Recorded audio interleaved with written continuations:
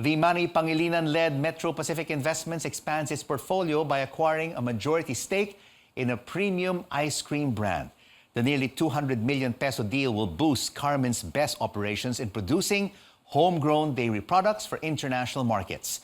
Carmen's Best ice cream founder Paco Magsaysay joins us now on The Final Word. Paco, thank you so much and congratulations on this deal with Metro Pacific.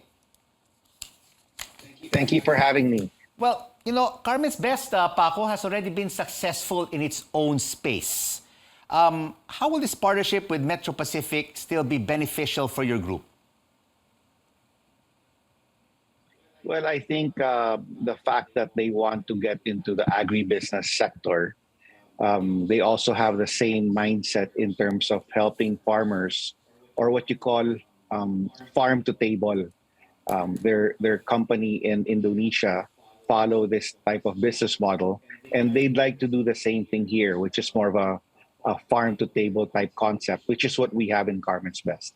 And with this new investment from Metro Pacific, close to 200 million pesos, how do you plan to use the money? Where do you plan to expand?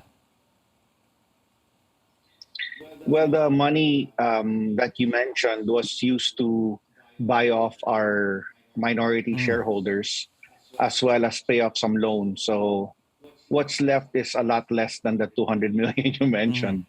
But we do plan to grow the distribution and also the number of dairy products we plan to offer in the future.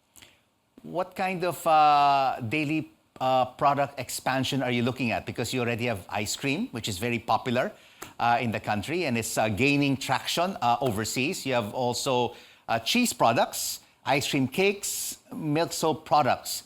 Where are you planning to expand your lineup?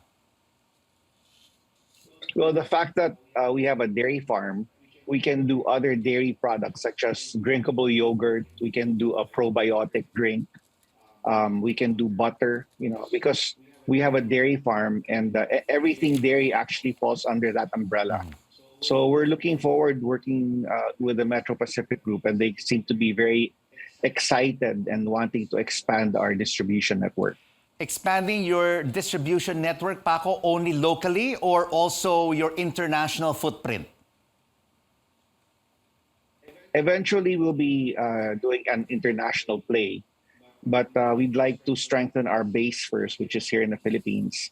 And then as a step two, go into other markets outside of the Philippines. When you say international play, everyone knows the likes of Ben and Jerry's, Häagen-Dazs, Baskin and Robbins, Cold Stone Creamery. I mean, they have franchises here in the Philippines and in many parts of the world. Does Carmen's Best eventually want to compete with the world's best in this category?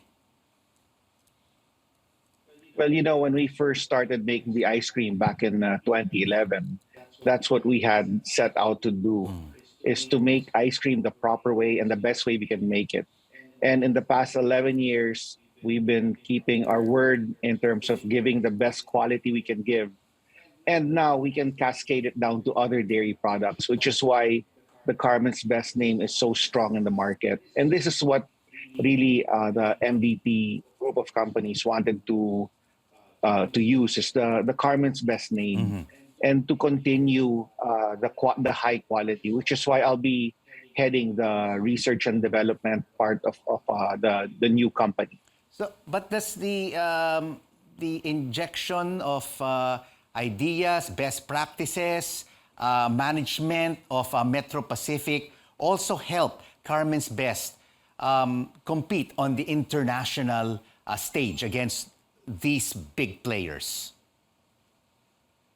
Most definitely. I think that that's one thing we lacked. I mean, we had a very entrepreneurial or SME approach to growing the business.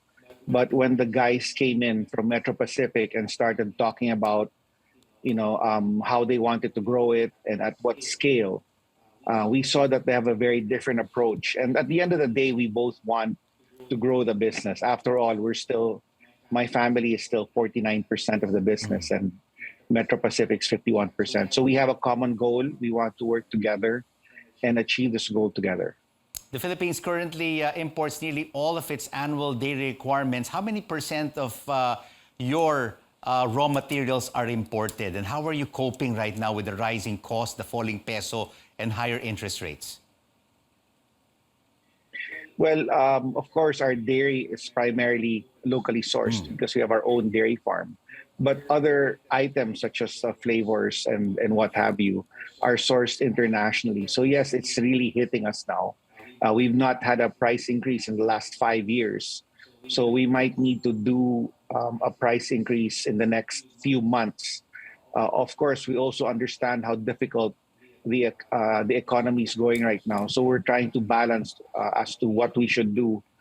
But definitely, that has to come into play in the near future. And of course, the agricultural sector, Paco, presents a wide range of possibilities. But of course, and we all know we're facing a food crisis, and many of our key staples are imported. With the president-elect, also the agricultural chief, what must be his immediate priorities when he takes office? Well, the fact that he's coming in new president and him handling the agriculture sector personally is quite a big task for him. But I think as much as possible, if we can lessen our imports and have more vegetables and fruits coming in from the local businesses, that would help out a lot. Paco, thank you so much for joining us on The Final Word, and all the best with the expansion of Carmen's Best Ice Cream.